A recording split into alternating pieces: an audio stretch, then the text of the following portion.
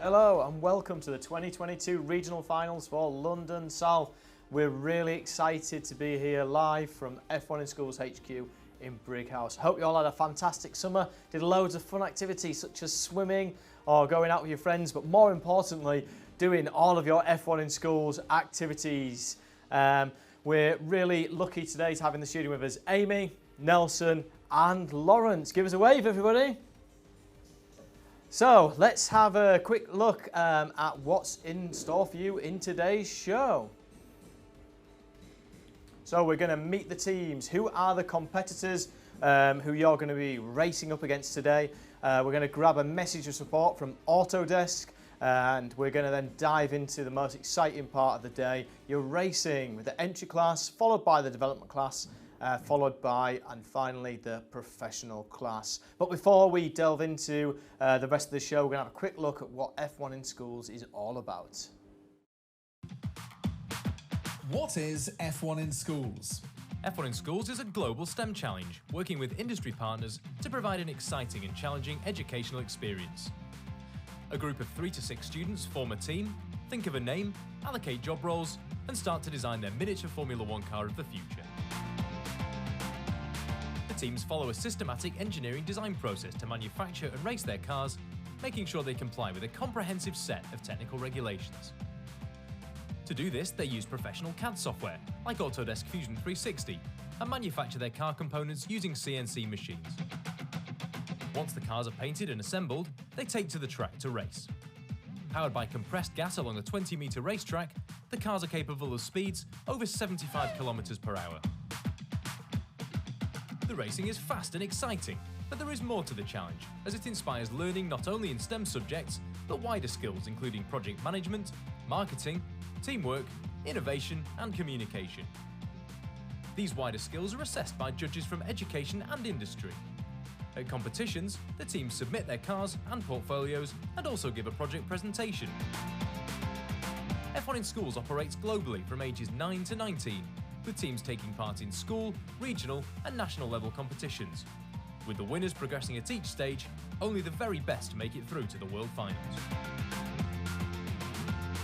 F1 in Schools is a life-changing experience for all involved, with many success stories of competitors who've come through F1 in Schools and have gone on to achieve significant outcomes in their lives. For some, that means working in Formula One, where the experience of F1 in Schools serves as the ideal grounding for the challenges and demands of elite-level competition.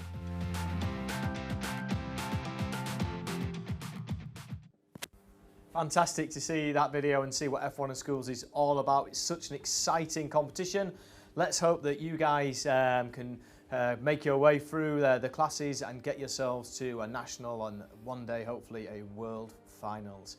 So let's move across and let's have a quick look at what the teams are today. So we're here and we are in London South. You can see the teams loading up now from our entry class into our development class there, and moving across nicely into our professional class. We've got a really competitive region with lots of teams, so good luck to absolutely everybody.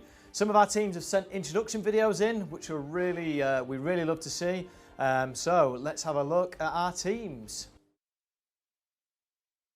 We are Team Phoenix! We are Team Inferno! We are the Rue Barbarians! Hello! We're Corallium Racing. We are Team Max Cup from my house. We are Conqueror Racing. Hi, We're Team Tachyon. Hi, I'm Ed. I'm Akash. And I'm Hal. Sadly, Fraser's not here, But we're Team Impulse Racing. Hello, Miles here.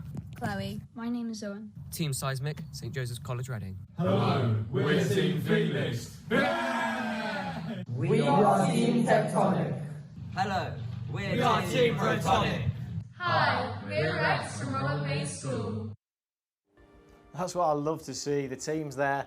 There's some fantastic videos. It's just such a shame that we're still in the virtual environment, Nelson, but we are happy to announce that the national finals for the 2022 season will be in person at Autosport International January 2023. And also, we're going to be back in person for our regionals next season in February, March and April for the regionals for 2023 and the national final sometime in June or July. And we're excited to see everybody back in person, aren't we, Nelson? Yes. Sorry, Tom, I was eating a chocolate finger, and it was so sweet but delicious. Yes, we're super excited to see finally live events coming back. You know, there's nothing more exciting than seeing the students with the triggers in their hand, looking to check if they can have the best reaction time possible. And I'm actually also tired of fixing cars, so they can fix their own cars. I'm just joking, guys. We really miss you, and with the national final coming live, and with regionals, we hope that life just really comes back to normal with F1 in schools. Absolutely. And time in the studio spent laughing at Nelson and his fantastic jokes. Yeah, his time well spent, but we can't wait to get back out on the road. There's a joke reserved for a few minutes forward on the show. Cannot wait for that, Nelson, cannot wait. So before we get to the racing, we're going to grab a few words of advice from one of our main partners and sponsors, Autodesk. Matthew Bell is going to just zoom in here, and he's going to just share some wonderful advice for you on STEM careers and wish you well in the competition. So let's check it out.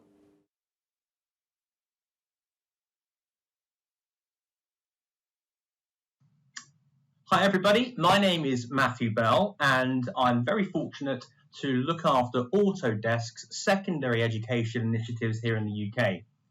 Autodesk are incredibly proud to be the official CAD and CFD partner for Formula One in schools, giving you all access to the very latest and industry-leading software, such as Fusion 360, to help to design, visualize, analyze, and manufacture your Formula One in schools race car. Formula One in schools is an amazing way for you to get a taster into a potential future career in STEM. It gives you the opportunity to sample so many different areas within the industry, and hopefully will inspire you to take the next step and look for further qualifications in STEM and the possibility of one day working in the field.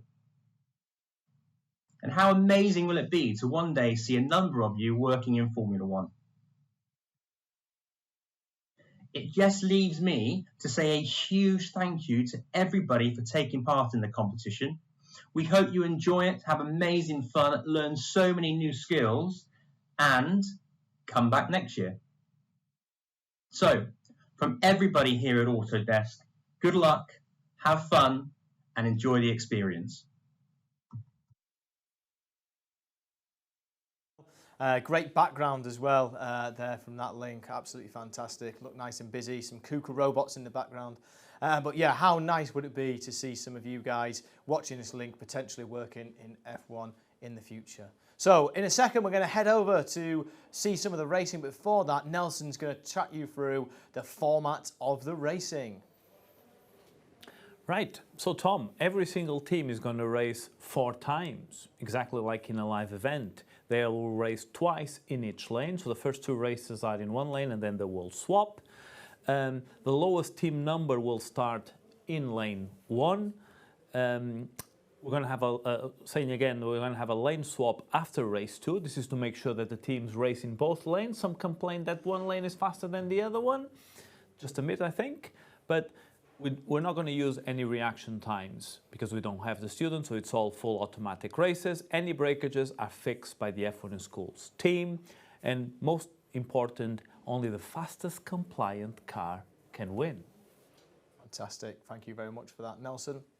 So I think it's about time to start heading over to the track and let's go racing. So it's important just to mention and say thank you to Max and Amy, who have been out on the track, running up and down. They'll be returning the cars, putting the canisters back into the cars for each race and switching over the lanes. So without further ado, let's introduce the first 2 teams, Amy. So the first one we'll be running today are the entry class teams, and we will have Cantel Crew and Max Cup up first. That car is absolutely swimming in paint. Wow, it looks amazing. Fantastic, isn't it? And the colours there represent a bit of a swimming pool, actually, which really nice wavy feel to it. What about you, Lawrence? What are your vibes from these cars?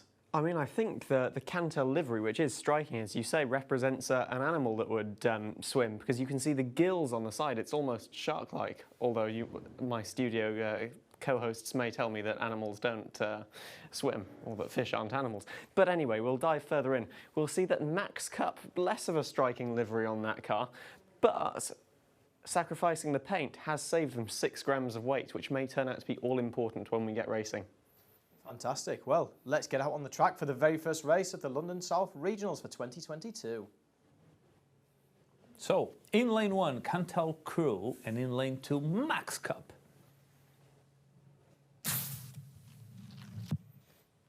And there we have Cantel Crew taking the win with a 1.453. Max Cup, although being the lighter car, a little bit slower with a 1.7. Fantastic. Great first race there. Nice to see 2 teams posting some really, really good times. Nice and competitive from Cantel Crew, but we'll only see as the leaderboard builds throughout this class. So let's head out. They're ready on track. The canisters are loaded. Let's go and check out race 2. Race 2. Still in the same lanes. Who will take it this time? Lights off. And Cantel Crew win that one again with a 1.378. Max Cup, however, improving their time massively with a 1.38. Yeah, well done to Max Cup. Really speeding up there and getting a very good time, both under 1.4 seconds, which is great to see. So, Nelson, the cars are currently switching lanes. If we were in person, what would the teams expect to see happening right now? What the teams would see is actually the track judges swapping the cars to the different lane by removing the tether line through the tether line guides, slotting it back in, new set of canisters from our temperature controlled fridge, and basically the cars are ready to go again. I think I can see white smoke. Let's hope not. Let's find out in race 3. So, Max Cup in lane 1, Cantel Crew in lane 2. It looks like lane 1 has given Max Cup some luck with a 1.354. Amazing time from them. Cantel Crew with a 1.522. Max Cup turning the tide on its head there, which is really cool to see. Again, really competitive racing. So well done to these first 2 teams, Max Cup and Cantel Crew. I think we are ready on track. Yep, we are. Let's head out for the 4th race of this pairing. 4th race, Max Cup, Cantel Crew. Who will take it? And that's a win for Max Cup with a 1.426. Cantel Crew with a 1.504. Excellent stuff for the first 2 teams. So let's head over to the leaderboard for the very first time and see how these 2 teams have placed. So there you have it. Max Cup up in place 1 with a 1.354. And Cantel Crew posting in 2nd position with a 1.378. But there's a little asterisk that you noticed there on the scoreboard, or hopefully you did. Nelson, would you like to talk through what we can see here? Certainly, Tom. That means that the team is under investigation for technical regulations. The teams, if they read the technical regulations carefully, they know that they can break different types of regulations, but certain regulations have a more important meaning. If it helps the performance of the car to break that regulation, the car kind of becomes more illegal. So there has to be a consequence. So a team that breaks some of those specific regulations may be out of the fastest car award and the best engineering award. But if they fail regulations, regardless of the points that they are taking from all of the other judging, they can still win it. So you can still win overall. So what you're going to have to do is make sure you check out the award shows tomorrow to see what happens and see where your team finishes overall when all of the points are put together. Let's move over and let's check out the next 2 teams, Amy. So the next 2 entry teams that will be on track are Phoenix Racing and Colorium Racing. Corellium Racing, I think we might go for there, Amy. But yeah, Phoenix Racing, Corellium Racing, 2 fairly different cars there with 2, relatively different designs, Lawrence. Yeah, so we've got 2 fiery paint schemes here, but with the Phoenix Racing car, we've got this kind of almost bulbous front end, but we see it's a nice kind of smooth convex incline, and then perhaps using the Coanda effect here to get some reduced flow separation down the car, reduced turbulence, and ultimately reduced drag over the whole race. Whereas Corellium Racing, we see they've got some more defined front and rear wings there. definitely more of a conventional design, but that's not necessarily a bad thing at all. Great stuff. Well, let's head out on track and see how they both perform. Right, so Phoenix Racing in lane 1, Corallium Racing in lane 2. And that's a win for Phoenix Racing with a 1.387. And I like the way that Nelson says Corallium Racing with a 1.491. Makes it sound extra fast the way you say it, Nelson. Yeah, I try. Some great racing now, 2 really good first times, so well done. Let's move out back on track. The canisters are loaded and let's check out race 2. Race 2 with Phoenix Racing in lane 1, Corallium Racing in lane 2. And that's another win for Phoenix Racing with a 1.342, with Corallium Racing a 1.455. Excellent stuff. Very consistent times. What does that tell us, Lawrence, about the designs of the car? So with the running of the car, we're looking at the consistency because, I mean, so we've only had 2 races so far. That means that we've actually had different cars racing from each team. So that means they've been incredibly consistent. We've built 2 cars that are very similar to each other. You know, we're having different parts, but they're making them with high tolerances to each other. So that's really good to see. And hopefully we'll see that you know, consistency continue into races 3 and 4, because that will show that, you know, the cars undergo incredible forces, slowing them down within a really short distance. And if they keep on going at the same speed after a few runs, it really shows that they're sturdy, holding up, and haven't taken any damage. Excellent stuff. Thanks, Lawrence. Right, I think the cars have been switched lanes. Let's check out the 3rd race. Now the cars are in different lanes. In lane 1, Corallium Racing, and in lane 2, Phoenix Racing. Well, they definitely like that energy, Nelson.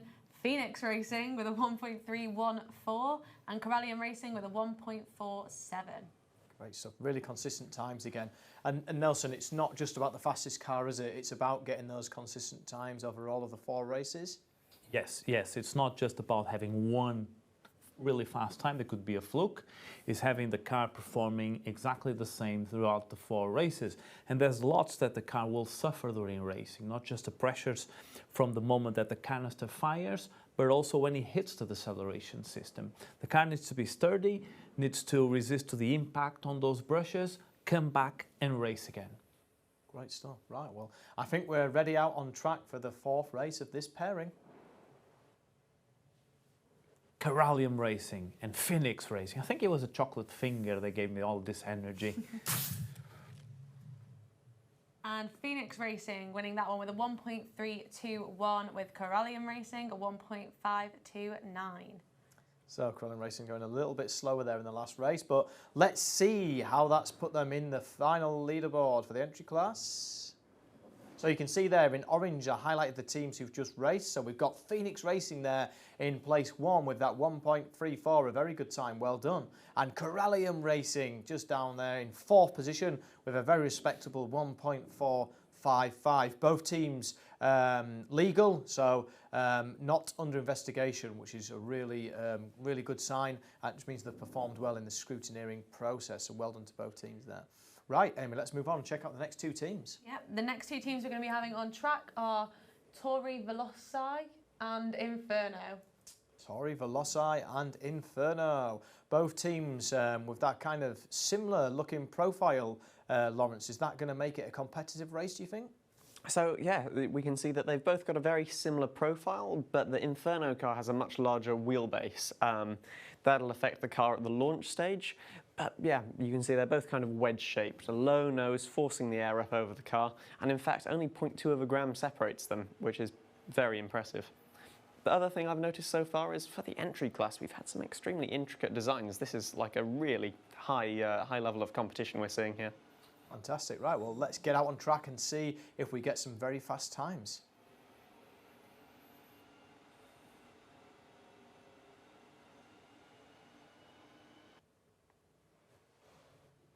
Right, race 1, in lane 1, Tori Veloci, I'm going to go Italian with this one, and lane 2, Inferno. And that's a win for Tori Veloci, who are now Italian according to Nelson, with a 1.272. Inferno posting a 1.314. Tori Veloci and Inferno setting the track alight there with some fantastic times. Really, really good to see. Breaking the 1.3 barrier both. Tori Veloci there, which was really nice to see. We're ready on track. The canisters are ready and loaded. Let's go and check out race 2. Race 2, Tori Veloci and Inferno.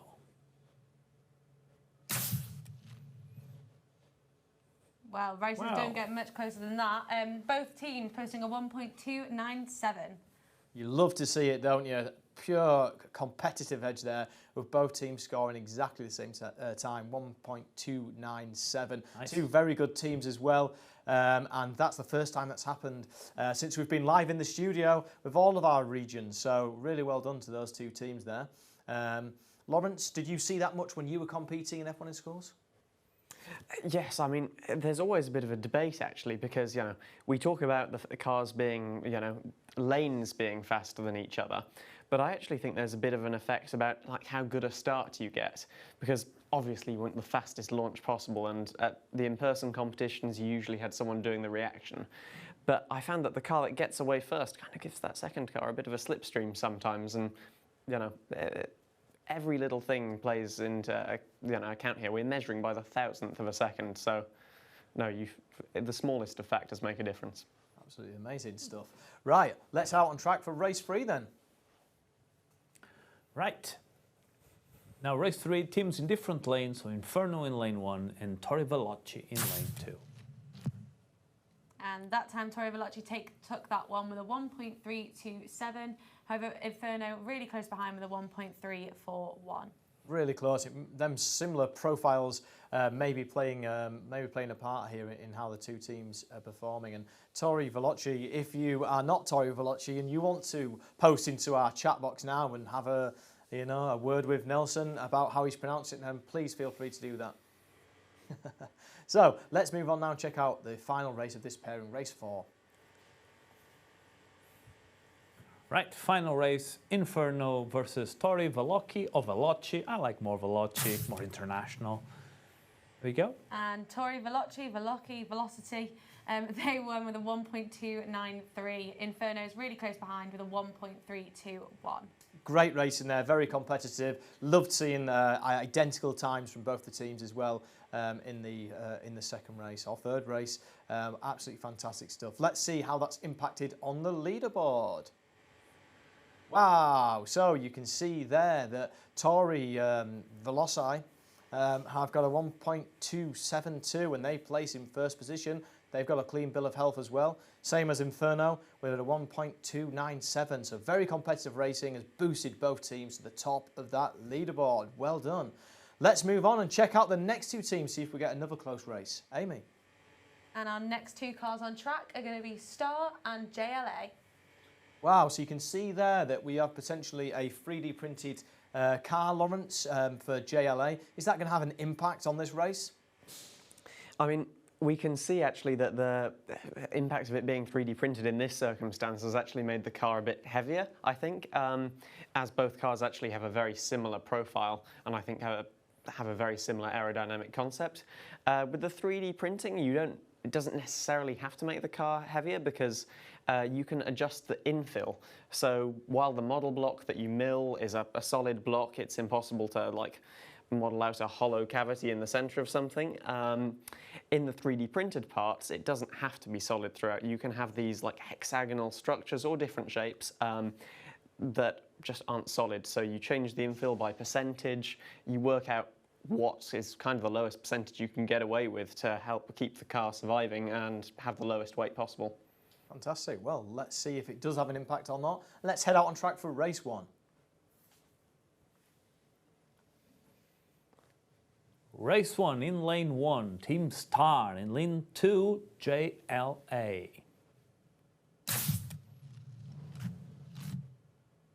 Well, Star took that one with a 1.507, JLA with a 2.103.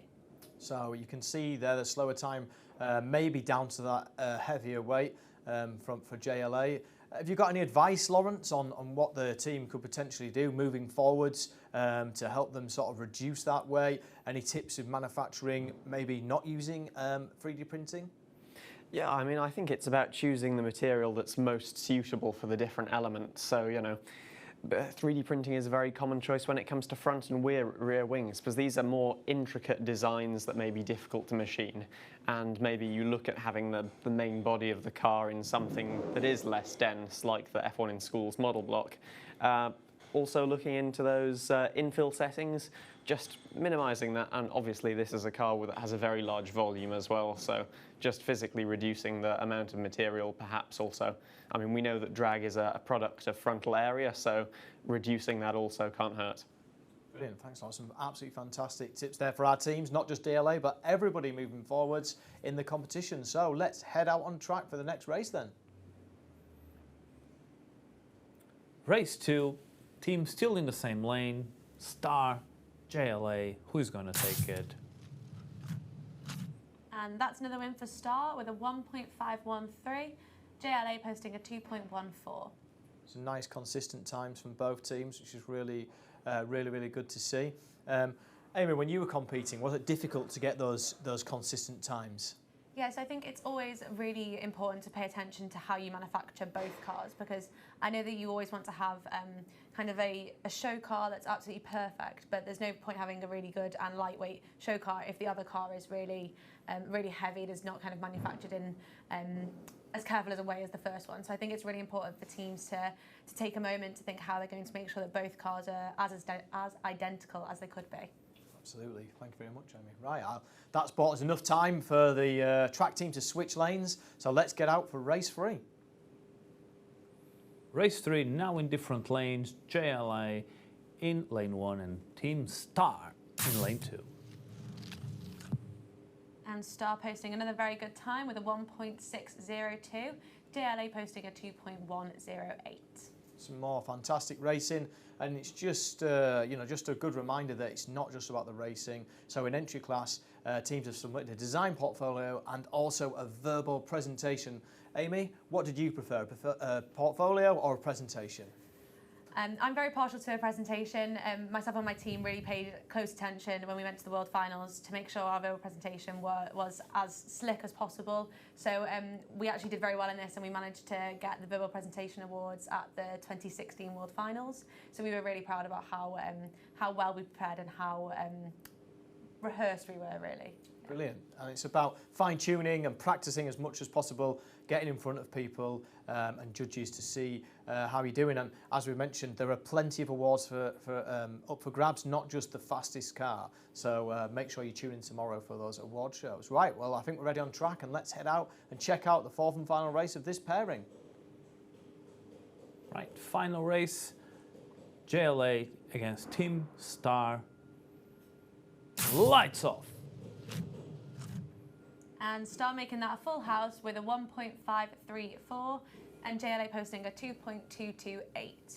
I think it's really good to know that JLA have done a really good job to make sure they actually get to the finish line, because sometimes that's what we see with heavier cars, is they didn't always make it. So really good job to make sure they got all the way there. And let me take this opportunity, Tom, to say that Team Star just reminds us that entry class really shows the stars of the future. And there's lots of stars out there. We cannot name them all, like Rhea. All the future brilliant F1 schools students that are coming into the competition. This is for you. You can start in entry class, get all the way to professional class, and maybe try the World Finals like Amy and Lawrence have done. Absolutely, yeah, absolutely. And I think that teams in entry class today, your registration links are open, so you can register your development team for next year or have another crack at an entry class team. And see how you perform next season. Let's have a look at the leaderboard then. Let's find out how the two teams placed. There they are. We've got Star in place 7 with a clean bill of health. Well done. With a 1.507, and JLA with a respectable 2.103, and again a clean bill of health on their scrutiny report. So well done to those teams there. Now I think we've got 2 more rounds of racing, so 4 more teams. Let's check out the next 2 teams, Amy. And let's see where we can get these 2 on the leaderboard. So we've got Passion Fruit Racing, sounds tasty, and the Rue Barbarians. I've got to say, that's my favourite name so far, the Rhubarbarians. It was great to see them in the intro video as well. And Passion Fruit Racing, yeah, it sounds like a rap artist. Lawrence, over to you. Well, another fruity lineup, I have to say. So we can see both cars actually have very similar stats, apart from when we get to the width. And we can see that the Rhubarbarians have their wheels kind of in tight around the body. They've got those side pods which will be taking the turbulent flow off them, making it more laminar, reducing drag.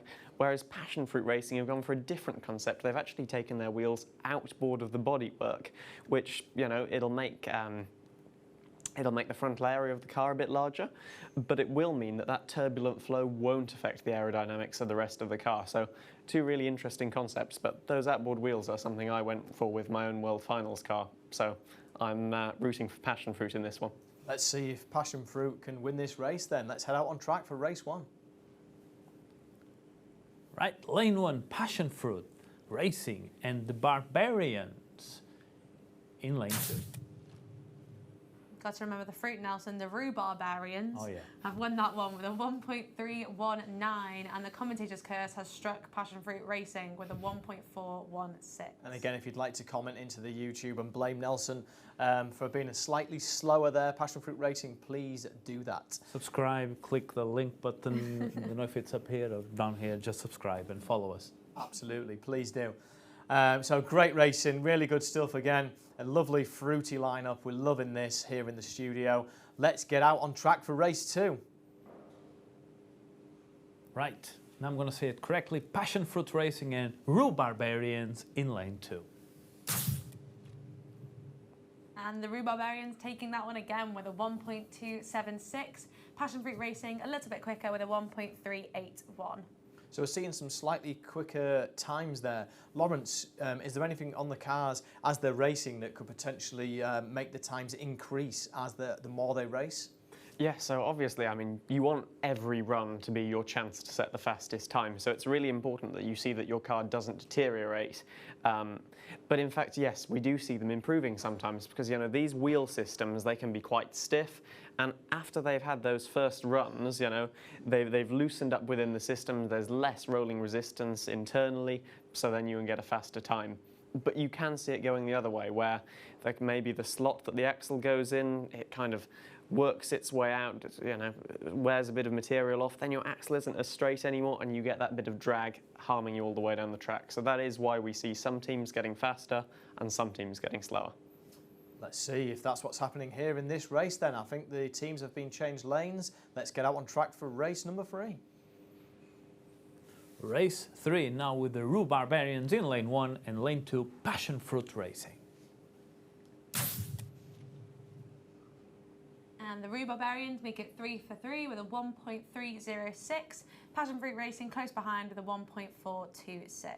Some really consistent times from Passion Fruit Racing, well done.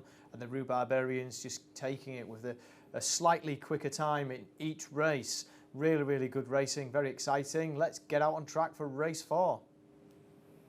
Race 4, Rhubarbarians. Passion Fruit Racing. Who's going to take it? Definitely felt the passion there, Nelson. The Rhubarbarians winning with a 1.332. Passion Fruit Racing with a 1.45. Great stuff. Well, let's see what that's done to the mix on the leaderboard. So again, we're looking for those orange bars, and the Rhubarbarians there in position 2 with a 1.276. Well done to the Rhubarbarians. And the Passion Fruit Racing in place 7 with a 1.381. It's important to note there that Passion Fruit Racing do have an asterisk, so they are under investigation. So I believe we've got one round of racing left in the entry class. Let's see if somebody can knock Team Veloci off the top spot. Who are the next 2 teams, Amy? And the next 2 teams racing are Quantum Racing and Adrenaline Racing. Ooh, some interesting looking designs here, particularly Adrenaline Racing and what looks like a rear wing in a very different place to lots of cars, Lawrence. Indeed. I mean, so adrenaline seemed to have that rear wing just a bit further forward. I don't really know the methodology behind that. It is a fairly flat profile, which is what you're looking for, really. You're not looking for any lift or downforce when you're not going around corners. But that long, sleek profile, it's like a drag racer almost. You know, the length does mean that they can stretch out the aerodynamic features. You know, a displacement of, 10 millimeters over a space of 10 millimeters, and you're going to get this nice 45-degree angle, but 10 millimeters over 100 millimeters, you get a much shallower, less aggressive angle, and that's what you can see with their car there. Quantum Racing, a much more compact car. Let's see them race. I'm excited. Absolutely. Let's head out on track and check out race 1.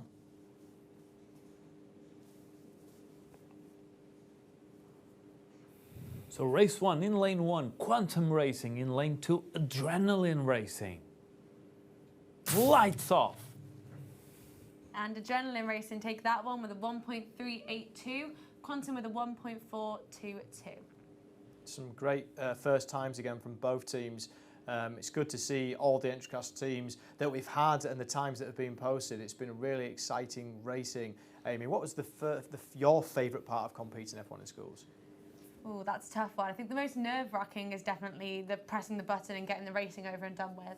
But I always like the time kind of after the competition where you get to spend time with your team and kind of do a debrief on how it's all gone, and especially if you get through to the next round, whether it be the Nationals or the World Finals, doing that debrief with the team and seeing where you can improve and what you can really develop for the next competition is also a really nice time because you get to kind of reflect on all the memories. Great memories. Thanks, Amy. Let's head out on track for race 2. Race 2, quantum racing against adrenaline racing. There they go. And adrenaline take that one again with a 1.383, quantum with a 1.475. Posting consistent times again. Really important to make sure that we've got those times and that they are consistent, as we've previously mentioned. Lawrence, you've also competed. Would you like to share your favourite moment of competing or your favourite element of competing? Oh, I mean, it's so exciting, when you go to the racing. I didn't have the pressure of being a driver myself, so while it was nerve-wracking to see whether the car, would have set a fast time, whether it would break, it was more exciting. It was like opening the envelope and seeing which position you'd be. But one of my favourite F1 in schools moments, I'd have to say, would be going to the World Finals in Abu Dhabi. Before the competitions were virtual, before coronavirus, you submitted elements like your renders beforehand, but they only saw the actual cars at competition when you submitted them. And we had this quite extravagant design, and I don't think any of the F1 in schools staff had thought we'd managed to build it, so I enjoyed the shock on their faces. Fantastic, well done. A nice surprising car then. Nice memories. To see. And good memories for you there, Nelson, I assume. Right, the cars have been switched over into different lanes, so let's head out for race 3. Right, race 3 in different lanes, adrenaline racing against quantum racing in lane 2. Close race there with adrenaline just taking it with a 1.393, quantum with a 1.452. Let's finish off and just ask Nelson, what's your favourite part of the F1 Schools competition if you had to cherry pick one particular part? Well, for me, it's actually the deeper impact that he has on the students when helping them choose their careers. They don't immediately feel that it's helping them because they're too committed to the competition, but when they realize that, well, this job role that I actually simulated in this competition, that's actually what I want to do for the rest of my life. So I love to see that impact, and I hope he had that impact in Lawrence and on Amy, but I know that so many students have suffered that positive impact of the competition helping them actually realize what they wanted to do for the rest of their lives. Absolutely, great stuff, Nelson. And I think a little bit later in the show, Amy and Lawrence are going to talk about their time and their current positions in the Williams Engineering Academy. But let's head out on track and check out the final race of the engineering class, race 4. Race 4, adrenaline, quantum. Lights off. And Adrenaline take the checkered flag there with a 1.419, and Quantum really close behind with a 1.444. Really close racing there for the last race. Let's see what's happened in the final leaderboard of the entry class. So here we go. There we go. Adrenaline Racing under investigation, posting a 1.382, and Quantum Racing right behind there in position 9 with a clean bill of health with a 1.422. Some fantastic racing from all the teams. And as we mentioned, check out the award show that's released tomorrow to see who is winning which award from this absolutely brilliant region, the London South. It's been a great set of racing in the entry class. I hope you, all the entry class teams, enjoyed watching that. We certainly did enjoy it in the studio. So we're going to move on now, and we're going to look at the development class teams and see how they perform. Nelson, what is the difference between entry class and development class? Well, I'm glad you asked. So let's start first with what they have in common. They both have no-go zones, slightly different no-go zones, but this is a section on the car that they cannot cut into. And in both classes, entry and development, it's mandatory to use the standard wheels, standard axles, axle guides, and axle bushes. But now, in entry class, it's a very flexible class because if you don't have access to a CNC machine, you can go and hand carve your car, or you can fully 3D print your car. So 3 options of manufacture there. But when you go into development class, you need to use a CNC machine because that one gets you really close to professional class. Fantastic. Right, well, let's check out the first 2 teams of our development class for the London South Regional 2022. Amy. And the first cars to take the track today are Conqueror Racing and Phoenix. Conqueror Racing and Phoenix Racing. Lawrence, would you like to pull some stats out from these 2 cars? Indeed, well, I'm loving the Conqueror car. It seems like we've taken a bit of inspiration from the McLaren, perhaps. But they're both kind of wedge-shaped cars. We're having the air going over the top of them. Conqueror have a little bit of an upward flick at the back of their rear wing and their front wing, in fact, too. So they're looking at creating maybe a bit of downforce. You know, we'll see if that creates a bit of excess resistance between their wheels and the racetrack. But, you know, it may not cause too much impact. Conqueror do have these pods behind their rear wheels, you might notice, and they just tidy up the flow. So the wheels are spinning, it's churning the air up, you're getting all this turbulent flow, and then the little pods behind just bring the air back in, and then you'll see that there's less of a wake behind the car if you simulate it. So, you know, we've got some trade-offs here. I think let's roll on the racing. Let's roll on, see what happens. Race 1 then, please, track team. Race 1 with Conqueror Racing in lane 1, lane 2, Phoenix. Phoenix Racing taking that one with a very quick 1.221. Conqueror Racing with a 1.414. I think there's some room for improvement from Conqueror Racing there. Absolutely. And we're seeing there the faster time from Team Phoenix. Is that something that we can expect to see, Lawrence, throughout the development class?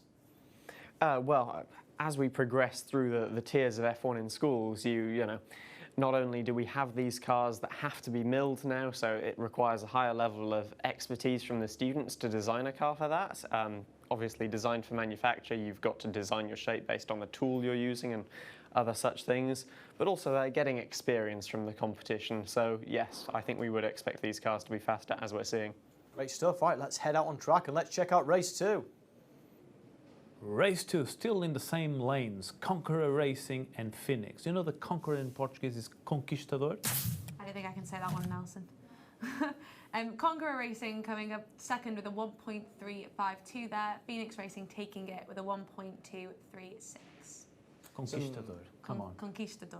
Conquistador, that's pretty good, Tom. Yeah, oh, thanks for the Portuguese lesson here, Nelson. I'm going to skip on that one and stick with my English language.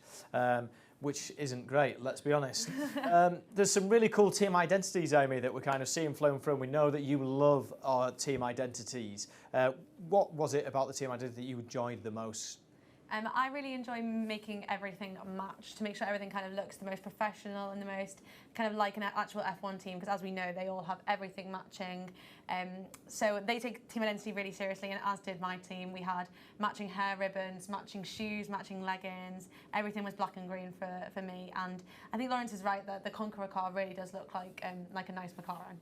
So the full works then for your team, Amy. And that's one of the elements that we're missing a little bit by not being in person with you all. So we can't wait to get to the national finals and into next season as well, to see you all at the live events dressed in your team identity uniforms and hair bubbles and shoes and anything and everything that you can put your logo on. So let's head out onto the track for race number 3. Race number 3, in lane 1, Phoenix, in lane 2, Conqueror Racing. And that was such a close race, with Conqueror Racing just taking it with a 1.373 and Phoenix so close behind with a 1.8. Well, we're seeing some really quick times in different lanes here. Lawrence, let's tackle that head on. Is there a faster lane on the track, or is that an urban myth? I think that's an urban myth. I mean, the track team, Amy and Max out there, are scowling at us at the suggestion that their track may be uneven. We know that an immense amount of effort goes into making both lanes equal. And I think it's more car by car that we see times either getting faster or slower as they go through their races. But from side to side, I think there's little difference. Thanks very much for that, Lawrence. Right, well, let's head out on track for race 4 with our first pairing and development class. Race 4, final one, Phoenix, Conqueror Racing. Lights off. And that was a close one. Phoenix taking it with a 1.316. Conqueror Racing close behind with a 1.405. I love that angle, seeing the cars coming into the finish line. It looks absolutely epic. Well, let's check out the leaderboard, the first 2 cars. So there we have it, both cars under investigation for some kind of break in the technical regulations. So we've got Phoenix currently in place 1 with a 1.221 and Conqueror Racing in place 2 with the 1.358. So very close in terms of the racing. So let's see what happens when we move to the next 2 cars, Amy. And next to take on the track is Dedicatus, possibly, and Hex Racing. Dedicators, let's stick with that one. And again, if that's incorrect, please get on the chat and let us know. So again, 2 very different looking cars that we've got here. Lawrence, what stats can you pull out from this race? Well, surprisingly, our 2 cars are actually almost the same length. But we can see 2 very different concepts. So the Dedicatus have this massive, I think we've said it earlier today, this convex curve that really forms the profile of their car. So it may fill a lot of space and have a large frontal area, but it should have very little drag associated with it. Whereas Hex Racing have a far more intricate design that may, as we find out, generate turbulence. But 2 different concepts. I'm interested to see which one will be faster. Dedicatus, actually, despite the shape, managing a very low weight there. I'm intrigued to see how they've done that, but obviously that's been an effort that the team's made, and I think they've done a great job. Great stuff. Right, well, let's find out. Let's head out on track for race number 1. Race number 1, in lane 1, Dedicators against lane 2, Hex Racing. And there we have 2 very close competitors, with Hex Racing just taking it with a 1.409, Dedicators with a 1.426. Great racing there, 2 teams very close. Let's see if those teams can break that 1.4 barrier. Very, very close in the first race. Let's head out on track. The canisters are loaded and we're ready to go for race 2. Race 2, still in the same lanes. Dedicators, Hex Racing. Lights off. And these 2 competitors got even closer, with Dedicators getting a 1.425, Hex Racing so close behind with a 1.429. I think now's a perfect time for your joke, Nelson. I love that sound of the canisters exploding as they fire out of the start pods. You told us you had a little joke at the start of the show. Of course. That's an F1 in schools joke, if you can believe. Now you guys ready? You better be sitting down. Yeah, thank you. Right, what does a CO2 canister say to another CO2 canister? I'm not sure, Nelson. What do they say? Right. And a fantastic tumbleweed moment here in the studio, live from F1 in Schools HQ. Stop doing it. Stop doing it. We really don't love that joke, but if you want to steal that joke and use it amongst your friends and lower your street cred, then please do take it and please do use it. Let's get right back on track, Nelson, and check out race 3. Yes, so race 3 in different lanes, Hex Racing and Dedicators in lane 2. Please leave a comment if you feel that my joke is funny. Dedicators winning that one with a 1.535, Hex Racing with a 1.551. Slightly slower racing there from both teams, but there's one race left for these two teams to post their best and also consistent times to see where they can place on our leaderboard. So let's head out on track and check out race number 4. Race number 4, Hex Racing, Dedicators. Wow, it's like I'm sat next to a canister here. Dedicators winning that one with a 1.383 and so close behind Hex Racing with a 1.86. And I think this round has been a perfect example, actually, of how there's very little difference between the two lanes, because as they switched lanes, we still had the times within a few thousandths of a second. Yeah, great observation, Lawrence. It's really good to disprove that myth that definitely goes around at different venues when we're out and about on the road, and we can't wait to be on the road next season. So let's check out the leaderboard then. Where have these two teams placed? And here we go. Dedicators placing in place 3, but they are under investigation with that 1.383. And Hex Racing with that clean bill of health. Well done to you guys with a 1.386. Incredibly close. Really, really tight. It's going to be difficult to place up in those top 4 positions for our other teams. But let's find out if they can. Let's head over to the next race, Amy. And the next 2 cars to take the track are Team Storm and Racing Oaks. Racing Oaks and Team Storm. I like these, the colours, quite dark colours, good identities. What about you, Lawrence? How's your, what are you feeling about the stats? I mean, the Racing Oaks design, I really like it. Almost actually looks like a kind of a Le Mans prototype. You see, while the F1 in Schools rules mandate that you must have open wheels, so from the top down you've got to have this visibility either side of the wheel, they've really enclosed the wheels with the body within the bodywork, minimising the effect of the turbulence they create. It's a very different design from the Team Storm. We can see that the wheels are kind of on the extremities with these pods coming out from the front wing to direct air around them, but then open space behind. It'll be interesting to see how these two cars race. This is a real kind of mass versus aerodynamics race here, as we can see the Team Storm car, which is a bit more intricate, being 5 grams lighter. So let's find out. Exciting times. Let's head out onto track for race number 1. Race number 1, in lane 1, Team Storm, Racing Oaks in lane 2. Well, that design development from Racing Oaks has really helped them there with a 1.411. Team Storm really close behind with a 1.419. A good start there from both teams, so well done. Let's see if they can really sort of make a move up that leaderboard, and let's check out their second race, race 2. Race 2, still in the same lane, Team Storm against Racing Oaks in lane 2. Lights off! And Team Storm taking that one. Really close times from both teams with a 1.396, Racing Oaks with a 1.4. Again, both improving on their times there, which is really, really good to see. I think now would be a good time to find out from Lawrence and Amy about their time or their opportunity through F1 in Schools at the Williams Engineering Academy.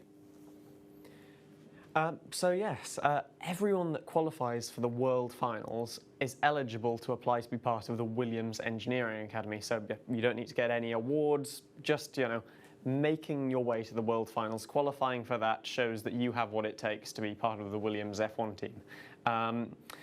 Luckily, Amy and I have got the opportunity and are now part of the Williams Engineering Academy, and that really, like, being passionate about Formula One, that's the whole reason I started F1 in schools in the first place, and dedicated 3 years of my life. Wow, I was determined to get to that World Finals. But it means that alongside like my school education and then my university, there's kind of, even studying engineering, not so much in the curriculum is necessarily focused towards racing. And they have modules that are dedicated to different areas of the car, and it gets you thinking about cars and how you can increase their performance. Everyone in the Engineering Academy also has a mentor assigned to them from within the F1 team. So you can ask them questions, like very specific engineering questions, but also you can find out about like how the logistics of an F1 team works and use that kind of across the board to improve your organisation and time management, for example. And finally, I think what will be the favourite part for Amy and myself is we were able to spend a week with Williams' F1 team. So, before you do something, you might have the idea that you're going to enjoy it, or might have the idea that you're not going to enjoy something. But getting to go around the F1 team, you're introduced to departments you didn't even know existed and jobs that you didn't even know existed. So that's a really exciting opportunity and something that I've really appreciated. Absolutely brilliant. Well, what an opportunity for both Amy and Lawrence that they probably wouldn't have got without entering in the F1 in Schools competition. So everybody here watching today who's entering, you're doing the right thing, and fingers crossed that one day that might be you. Right, I think the teams have swapped lanes. Let's get out on the track for race 3. Right, now race 3 with Racing Oaks in lane 1 and Team Storm in lane 2. And Racing Oaks taking the win there with a 1.358. Team Storm posting a 1.461. Really consistent times from both teams, so really well done again. And Amy, you're also part of the Williams Engineering Academy, and would you like to talk to us about the week that you spent there? Yeah, so I spent a week in 2017. So I became a member of the Academy in 2016 at the Austin World Finals. And in 2017, I got to spend a week in the Williams model shop. So in the part of the composites area, designing a miniature F1 helmet with a carbon fibre plinth. And if anyone has worked with carbon fibre, they know that layering it on a hot July day is really not ideal. But yeah, I had a really good time there. It was lovely to meet the team, meet my mentor, and just kind of see what the factory is like as a whole. Fantastic stuff, absolutely great stuff. Right, let's head out on track for the final race of this pairing. Final race, Racing Oaks, Team Storm.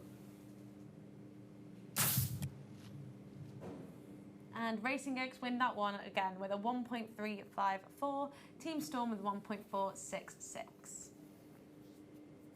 Well, excellent racing there. Let's check out the leaderboard. So there we have it, Racing Oaks in position 2. They do have, or they are under investigation, but they posted a 1.354, and you've got Team Storm there who are also under investigation with a 1.396. Such a really close leaderboard, as we mentioned before. So again, let's see if the next two teams can penetrate the top few positions. Amy, over to you. And next on the track, we have Tachyon and Virginity Quattor. Ooh, is that the same team name that you competed with, Amy? It is. I'm going to call copyright. But yeah, I hope Tachyon do well this race. Well, what do you think to the two teams, Lawrence? Well, we can see the Virginity car unfortunately clocks in just over 10 grams heavier than the Tachyon car, so I can't say that that'll work in their favour. But they do have a unique aerodynamic profile in the centre of their car, extruded out from the CO2 chamber. It almost steps off the rest of the body of their car.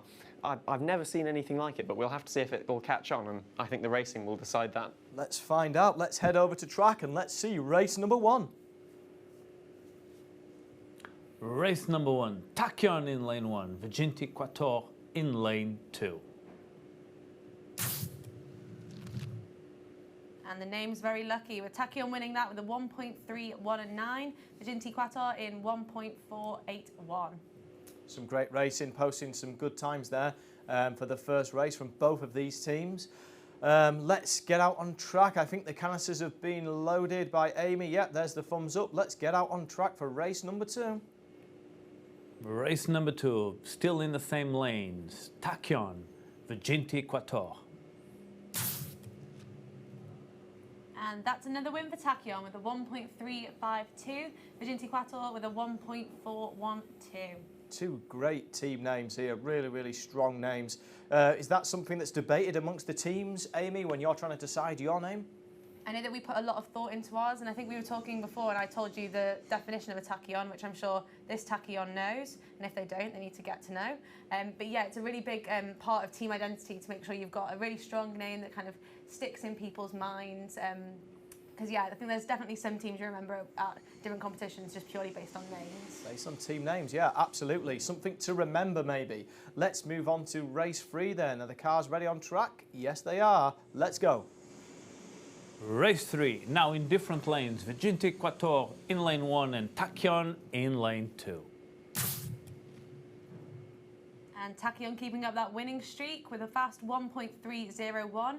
Virginity Quator with a 1.422. Nearly breaking that 1.3 second barrier there. Very, very close.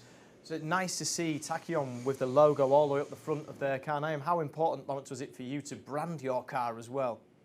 Yeah, the branding is super important. So, I mean, we've just talked about the team names there, and I think there were 2 rules for my team, Centurion Racing, when doing the branding, and that was the team name. We had to have a name that no F1 in Schools team had before. So, you know, we wanted to look through previous competitions, have something unique.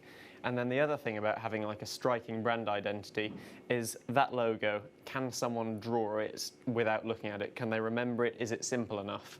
Because I think those really stick with someone. And as we saw with a Tachyon car, very bold car, you know, that'll stick with you. I think that's a nice design. Great sound advice from Lawrence and Amy there. Maybe everyone needs to download the logo game onto their mobile phones, start playing and seeing if you can get a really catchy logo idea. Let's head out onto track for race number 4. Race number 4, Virginity Quator in lane 1 and Tachyon in lane 2 for one last time. And a great race for Tachyon, just breaking the 1.3s with a 1.284. Virginity Quator with a 1.428. Well, fantastic racing. Let's check out the leaderboard. Remember, we're looking for the teams in orange, and there you have it. Tachyon in second position with that 1.284, but they have been flagged as a team under investigation, and Virginity Quator down there in position 8, respectable 1.412, also under investigation. Now, I think we've got 3 more rounds of racing in the development class, so things are really starting to heat up. Can anyone take Team Phoenix out of the #1 spot? Well, let's check out the next 2 teams, Amy. And the next 2 cars that will be on a track are Impulse Racing and Team... Oof, that's going to be a tricky one. Let's go... Ooh, Lost 3, possibly? Possibly Lost 3. I think we go with that. It's a cool play on words, maybe quite difficult to say without hearing it, and that's something that we're missing out from being in person as well, as we've said previously. But 2 great looking cars, very, very different in terms of design and in terms of stats. What's your opinion, Lawrence? Oh, it's a very ambitious paint job from Impulse. I was never brave enough to attempt to fade myself, but obviously that's reflecting their brand identity. We can see, yeah, they're similar designs really. Both of them have got this rear wing integrated with the body at the back of the car, fairly flat, and also a fairly flat front wing too. We can see a team, I'm going to call them Tensed 3, just to, you know, mix it up. Enlarging our chances of getting it right, you know. And that really bold school logo on the front, repping their school. No, I mean, as I said, similar designs, they're similar masses. It'll be intriguing to see how they come. Well, let's see how Impulse Racing and Team 10ST3 do in their first race. Right, in lane 1, Impulse Racing. In lane 2, named 3 different times now, Team 10S3. Impulse Racing taking that race, the 1.264, and Team Lost 3, as it go to me, 1.318. 2 really fast times there from both of our teams, posting good first times in their first race. Well, Amy's loaded the canisters and the cars are ready to go for race 2. Now, in the same lane, Impulse Racing. In lane 2, Team 10ST3.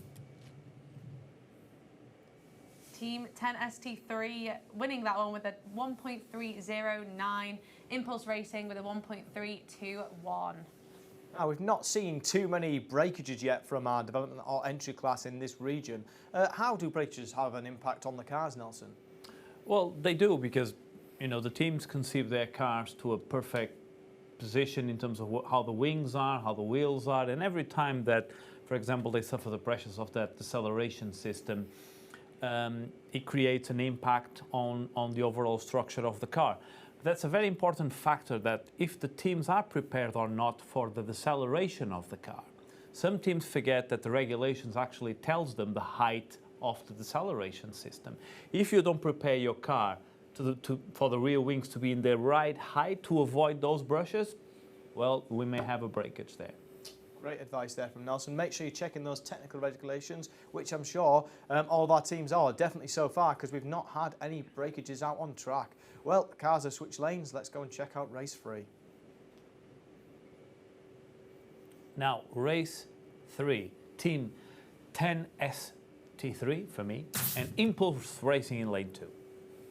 And Team 10ST3 winning that race with a 1.285. Impulse close behind with a 1.306. Again, two really consistent times from both teams there. Both teams looking quite good, hoping to get towards the top of that leaderboard. They've got one race left to get another consistent time. Let's see how they do out on track in race number 4. Race number 4, final race. Who's going to take this one, Amy? Oof, wouldn't put money on it. And that time, Impulse take it, and such close times between both the teams. Impulse winning by 3/1000th of a second with a 1.281. Two excellent times there. Let's see how that's had an impact on our leaderboard. And there we have it. Impulse Racing in second position under investigation with a 1.264. And Team 10ST3 in position 3, joint with Tachyon with that 1.284 there. And again, under investigation as well. So let's move on to our next two teams, Amy. And next on the track, we're going to have Equinox and Vortex Racing. Two great looking teams here. Great team names and great looking cars. What's your opinion, Lawrence? I mean, the Vortex Racing car is very striking. I mean, one in terms of surface finish, it's very shiny, it's very long and pointy. I might be a bit worried about that in the deceleration system, losing that point after a few races. But, well, I mean, we'll have to wait and see for that. They do look to have a very minimal rear wing, and I'm not sure if that meets the regulations, so we'll find out if they're under investigation. But sadly, I wouldn't say the weight was in their favour. They are quite a heavy car, and I would say that was in part due to it just being such a long car. Equinox, this is a much shorter car. They're right at the minimum weights for the development class, so I'd be looking out for them shooting to near the top of the leaderboards. Well, let's see if Lawrence is right. Let's see if they get to the top of the leaderboard. Let's see race number 1. Race number 1 with Equinox in lane 1 and Vortex Racing in lane 2. And Equinox takes that race with a 1.321. Vortex Racing struggling a little bit with that heavier car with a 1.813. So weight playing a large issue there, probably on that race for Vortex Racing. Lawrence, did you have to consider weight a lot in yours? What was your main or the best way of stripping weight out of your design? Well, weight's got to be a consideration at every stage, and that is actually something that caught our team off guard a few times, because we were often very last minute before the competition, and then we'd have a car that was probably about 40 grams, and then we'd paint it and we'd have a car that was 55 grams. This is for the professional class, of course, where the minimum weight is 50 grams. So we ultimately engineered a car that was significantly below the weight to allow for that paint. But the thing is, you've just got to account for every element, because maybe with teams they don't screw the tether lines in until the last minute, and that pushes them a bit overweight, or you don't consider something like the paint. Absolutely, thanks for that advice, Lawrence. Right, well, let's head out on track for race 2. Race 2, still in the same lanes, Equinox and Vortex Racing. And Equinox winning that one again with a 1.311. Vortex, however, improving their time with a 1.704. Yeah, really great improvement there by Vortex Racing. Equinox nice and consistent with their car and their times there, which is looking really, really good. Just checking out on track now, and it looks like they've switched the cars over. So let's head out on track for race number 3. Right, Vortex Racing now in lane 1, Equinox in lane 2. And Equinox winning number 3 with a 1.360. Vortex Racing with a 1.702. Some good consistent racing again. An exciting pairing here as we move on into the last race, and the canisters are just being loaded now and the thumbs are up. We are ready to head out on track for our 4th race. 4th and final race, Vortex Racing, Equinox in lane 2. Really consistent times from both teams there, with Vortex with a 1.705 and Equinox with a 1.350. Well, let's see what kind of impact that's had on our leaderboard. Let's head to that now. So you can see there Equinox under investigation with the 1.311, putting them in 5th position, and Vortex Racing down there in 12th position with the 1.702. Quite an overweight car that potentially caused slower times there for that team, but something to work on and something to improve as you come back in the competition next season. But don't forget, it's not just the racing that counts, so check out our award show tomorrow. Right, let's introduce the next 2 teams then, Amy. And next on track we have Red Light, Green Light and NTC1. A very red and green board we have here, Tom. Yeah, it's looking cool with all these colours. Very European vibe that we've got here, but let's hope there's not a massacre out on track. What do you think about these cars, Lawrence? Well, I do believe with NTC1 we've got our first multi-element wing of the region, and that's really cool to see.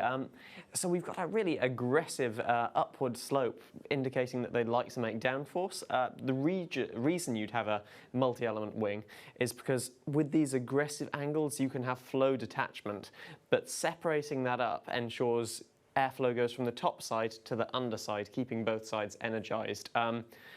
I have to say, I'm not really sure about the purpose of that, because I'm not sure you want that much downforce on an F1 in schools car, as it only goes in a straight line. But we'll have to see how they fare out on track. Well, let's go and find out. Let's head over for race 1. Right, red light, green light in lane 1 and NTC1 in lane 2. And Red Light, Green Light getting a really good start there with a 1.374. NTC1 really feeling the consequences of that heavy car with a 2.108. Yeah, maybe mixed in with some of that downforce that Lawrence was mentioning there, holding that car back ever so slightly. But let's see if they can both improve their times as we move over into race 2. Red light.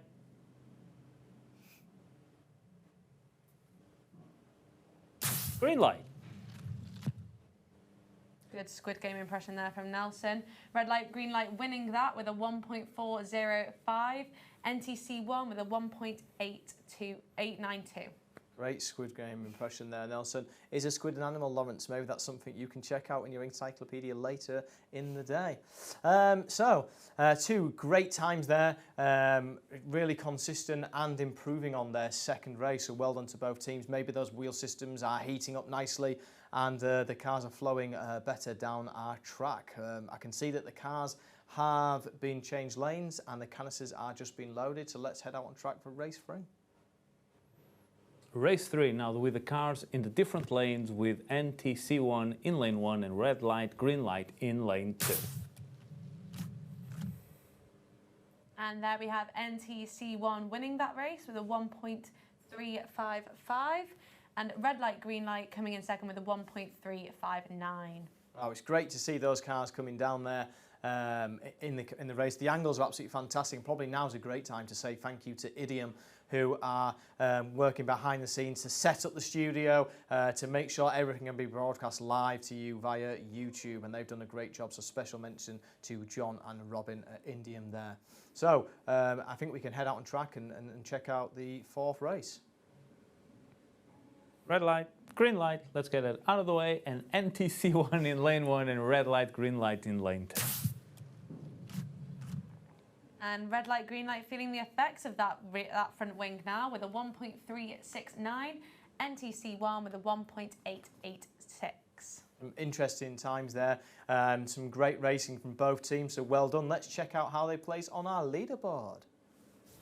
So we've got NTC1 under investigation and jumping into position 7 in a really tight leaderboard there with a 1.355, and then in 9th position, just 2 below, we've got red light, green light, also under investigation with the 1.359. Wowee, that is a very tightly packed leaderboard. I think we've got one more round of racing this development class, so let's see how the next 2 teams can fare in the development class. Over to you, Amy. And the last 2 teams we'll be featuring in our development class are Seismic and NTC2, second version. Second version. I wonder if this one is going to be faster than NCT1. What do you reckon, Lawrence? Oh, well, I have to say, as NTC2, I might be a bit disgruntled personally, so I'd be trying to beat that NTC1 team. But it is another heavier car from the NTC team, but a very sleek car, and it looks to be very well manufactured. They've got this side pod section that fills all of the space between the front and the rear wheels, trying to alleviate any turbulence. We have a similar design for Seismic, except their car has a little more ride height. You know, maybe that creates a little bit of lift under the car, gets the air under, creates a little less friction on the wheels. We'll have to see. But a much lighter car, so I do expect we'll see those take the race victories in this round. Let's go and find out if Lawrence is correct. Let's get on track for race number 1. Race number 1 in lane 1 with Seismic, and in lane 2, NTC2. It looks like Lawrence was right with Seismic taking that win with a 1.405 and NTC2 with a 2.013. Great first race from both teams. Let's see if the NTC2 team can get under that 2-second barrier, and Seismic looking great with that really fancy paintwork that they've put onto their design. Must have been difficult to achieve, but we'd love to hear more about that in the comments on the YouTube channel right now. Let's head out onto race 2 on the track, please. Right, saying the name correctly this time, Seismic in lane 1 and NTC2 in lane 2. And that's another win for Seismic at 1.451, with NTC2 going with a 2.162. Wow, so again, consistent times is really good to see. And Lawrence, just be interesting to hear from what was it like for you making your step from development class into professional class as we're moving into that class very soon? Well, I mean, I started F1 in schools very late. My first year of competition, in fact, was as I was in year 11, my GCSE year. So viewing my time as finite, me and my team actually jumped straight to the professional class to kind of try and accrue as much knowledge as quickly as possible, but that is purely because we're late. As we move from development to professional class today, we should see times drop because there are a few key regulation changes. That is that the minimum weight drops from 60 grams to 50 grams, and also teams are now allowed to develop their own wheels and use bearings and things, so that should reduce the rotational friction and rotational inertia of their car when starting. So yeah, we should see generally a much faster cars, but again, the regulations, which do become more extensive, may reveal more intricate designs.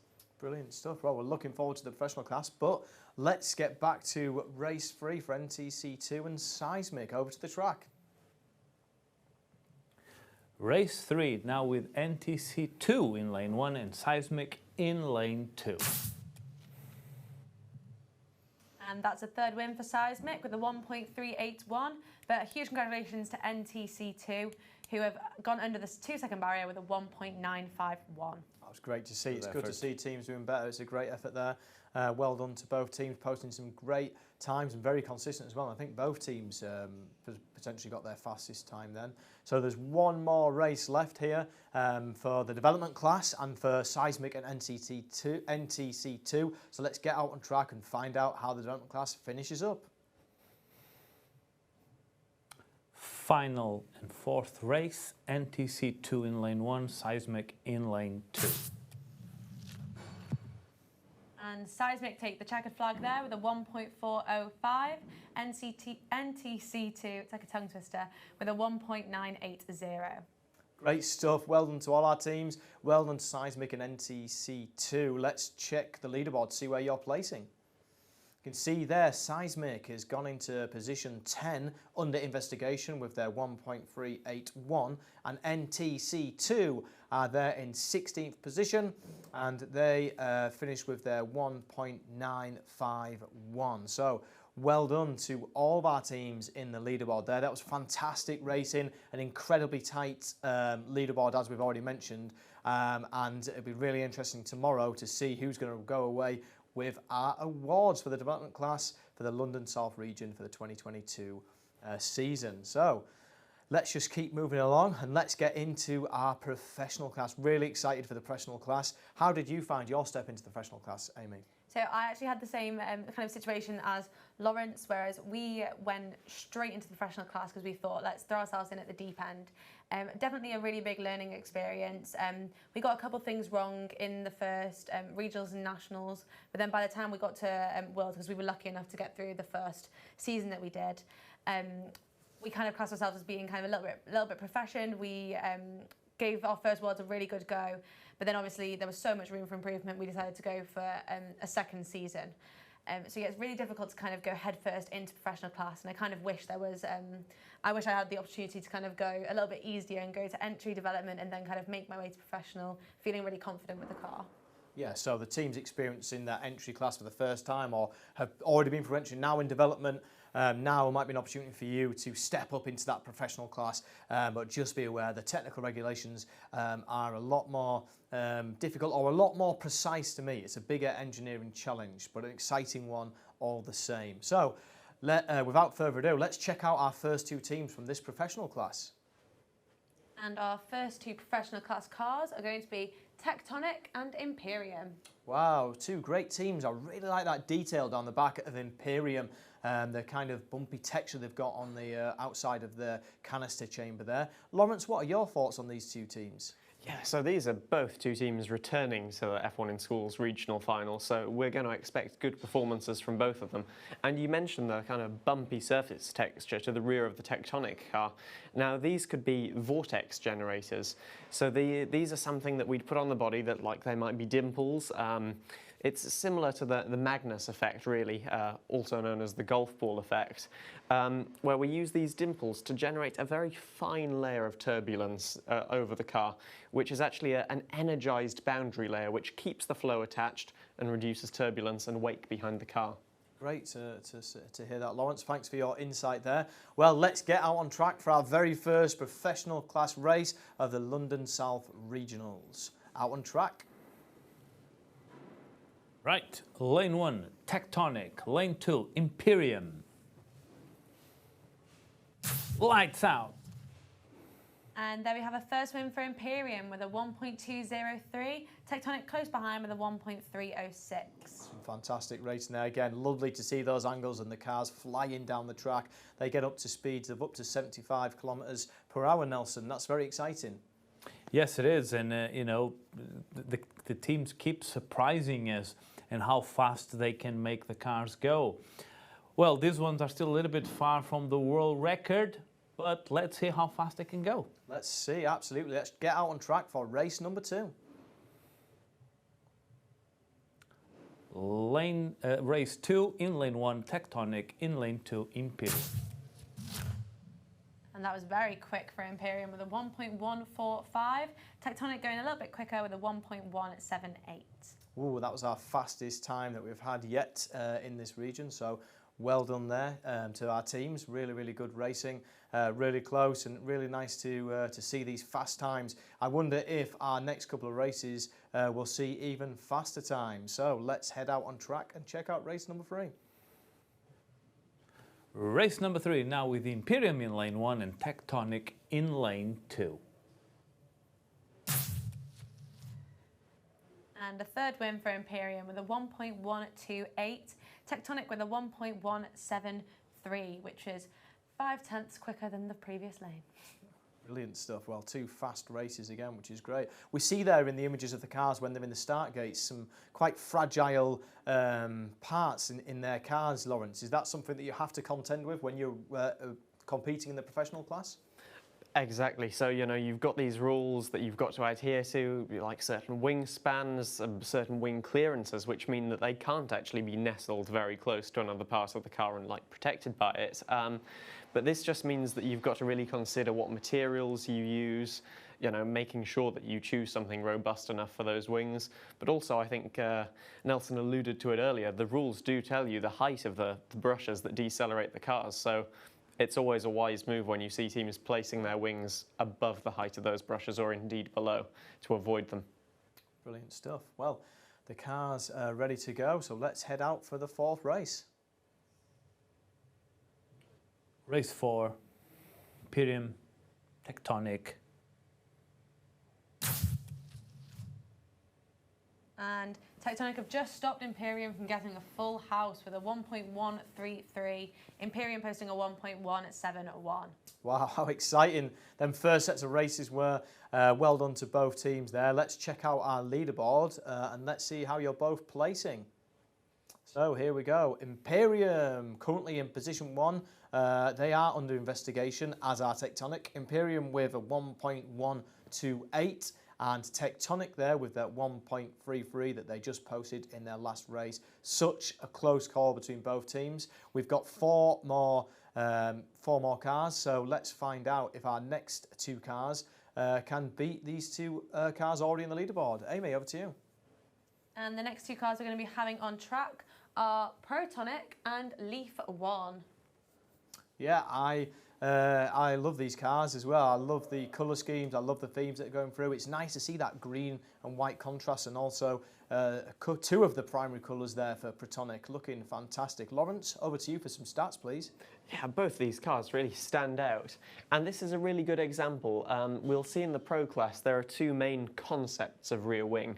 So they stand aloft of the rear of the car to get the regulation 5mm clearance, but you'll see that Protonic have their rear wing mounted on the CO2 chamber, whereas Leaf 1 have their rear wing mounted on the little pods behind the rear wheels. In terms of design, Protonic, they just get that virtual cargo in the car. They don't look to be working on the shape of it. They want to reduce the volume of their car, whereas Leaf 1 have these more formed side pods. They seem to be wanting to get that air from the front wheels in between the back of the car, so it doesn't even go and hit those rear wheels. It'll be very interesting to see how that plays out. Thanks very much, Lawrence. Right, well, let's head out on track and find out what happens in race 1 between these 2 teams. Race 1, in lane 1, Protonic, in lane 2, Leaf 1. And those side pods really helping Leaf 1 there with a good time of 1.199, Protonic posting a 1.34. 2 great times there. We saw Protonic there, Lawrence, slightly twisted as it was in the start gate there. What could have caused that, do you think, in the manufacture of the car? Yeah, so the car, especially with these intricate designs, will be made up of multiple components. So they'll most likely have, you know, a front wing, a rear wing, a main body. They might have their wheel systems as part of those front and rear wings, but they could also be separate within the rules. It all depends on how you classify them. So then you have to assemble them, and you want to get everything straight and square with each other. So we made a jig that was almost like a negative of how the fully assembled car should be, which held all of the parts in place as they were bonded together. But, you know, perhaps, you know, they don't have a system like that. This is what you learn as you go to more F1 in Schools events. It's the shame with the virtual events that you don't get to wander around the other team's pit stands and have a look at the prototypes they've got to show. But you know, hopefully this is something teams can pick up from our regionals programs. Brilliant, so thanks again, Lawrence. Some great knowledge all the way through with this regional. Let's head out on track for race 2 then.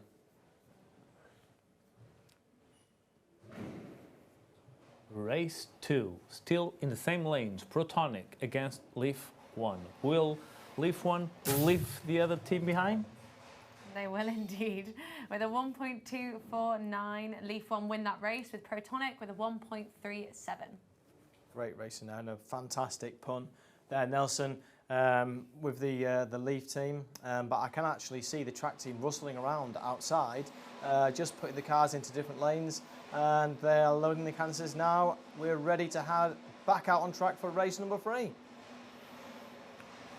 Right, race 3 now in different lanes, Leaf 1 in lane 1, Protonic in lane 2. And Leaf 1 still feeling the benefits of those larger side pods with a 1.214. Protonic going a lot faster with a 1.307. Great racing, really exciting stuff in this professional class. Just wanted to mention again that we are in a factory, and there is manufacturing happening right now, so if you can hear lots of bangs and bumps and things like that, then yeah, it's happening, and it's all happening live, as you might have just heard. So we're going to head out now on track, and let's check out the final race of this pairing. Race 4 with Leaf 1 in lane 1 and Protonic in lane 2. And there's only 2 1,000ths in between these two right now, with Protonic taking the win with a 1.267, Leaf 1 with a 1.269. What a final race between those two cars. Race 4, absolutely fantastic. So let's check out the leaderboard. Let's see where they've placed. So here we go. Leaf 1 with a clean bill of health. The only car so far to have done that with a 1.199. And then we've got Protonic there. That is under investigation in a 1.267. So well done again. Look at those times. Really, really quick times. Very, very compact in our professional class. And I believe we've got 1 round left. So let's head over to see our final 2 professional class cars. And the next 2 that will be taking the track are Event Horizon Racing and Rex. Event Horizon Racing and Rex. Again, 2 great colour schemes that you've got flowing through there. What are the stats telling you, Lawrence? So I'm really liking the shapes of both of these cars. So the Rex having that almost semicircular rear wing, I think is a cool idea. I imagine that's got a profile that actually aims the air back in towards the back. So you're reducing that wake behind the car, because a lot of turbulent air behind the car kind of holds your car back almost like a sail, or a parachute in fact. And the Event Horizon Racing car, that's a very, very striking design. You can see it's a bit less curvy, a bit more jagged. It almost looks like a spaceship at the front with that kind of dihedral front wing. Yeah, no, they do actually inch Rex on that minimum weight, which we could see be the deciding factor here. Well, let's find out, and let's see if these teams are consistent in their times. Let's head out on track for race 1.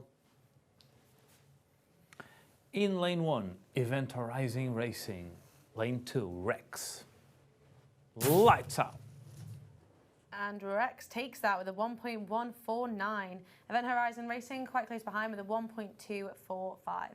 Well, what a great start. If that race is anything to go by, we might see these 2 teams really pushing to break up that leaderboard and make some noise in the region. So let's get out and check out race 2, see if they can do that. Right, race 2, teams still in the same lanes. Who is going to take it this time?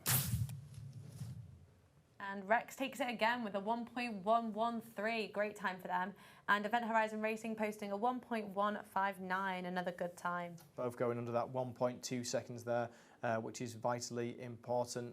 And Amy, you've said previously about how you've enjoyed taking part in F1 in schools. What kind of teamworking skills did you get from working with your friends and school colleagues? Yeah, so it was really nice to see also how F1 in schools can kind of reach across different barriers in school. So a lot of people will do it with their design technology teachers, but then it's nice to see, especially in my school, when my physics teachers got involved to explain some of the principles that we might want to look at.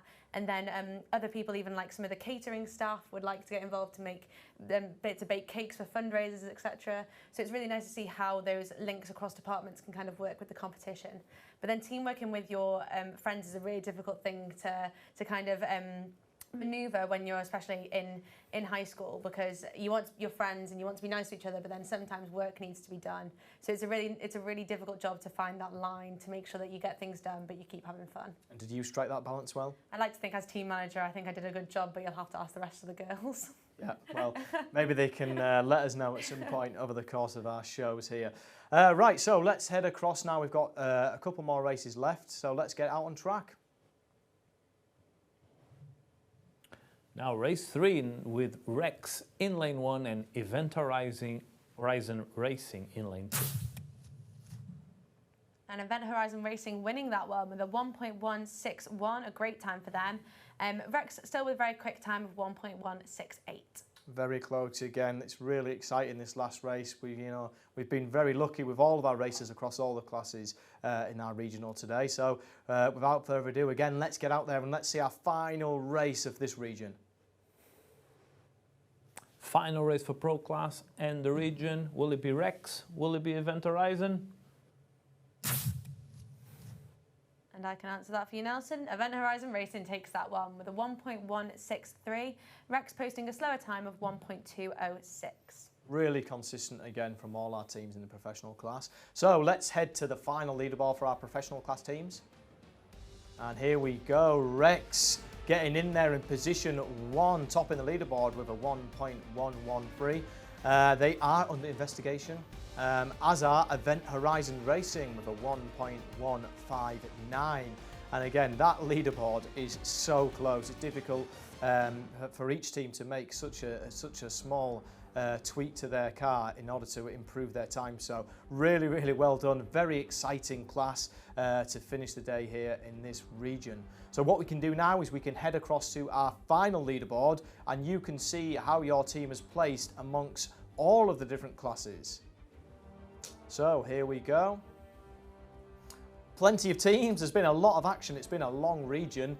Well done to all the teams for entering. But if we just look for a few highlights, Tori Veloci and the Rubarians, both from the entry class, getting there in 9th and 10th position overall. Fantastic work to those guys. And Phoenix Racing and Impulse Racing from the development class, both mixing it up there with some of the pro classes as well. So it's fantastic to see that, and what that shows is that most of you guys out there today have done an absolutely smashing job, and you should be thinking about stepping up into the next class or re-entering in the same class and making a few tweaks to come back next season if you don't manage to make the national finals this year. So don't forget to come back tomorrow to check out the award show, see what prizes and awards you potentially have won, and find out who has made it through to our national final at Autosport International in 2023, and that's in January. Just one last thing to do is to thank you, the students, for all your hard work. We wouldn't be running this show without you and your teachers supporting you. You do a fantastic job, and we love to see the amount of effort and work that you guys put into such fantastic cars and portfolio elements as well. And finally, just want to say a massive thank you to Lawrence here in the studio, to Nelson and Amy, and from myself, Tom. We wish you all a good day. And we'll see you soon. So that's goodbye for now from the F1 in Schools HQ.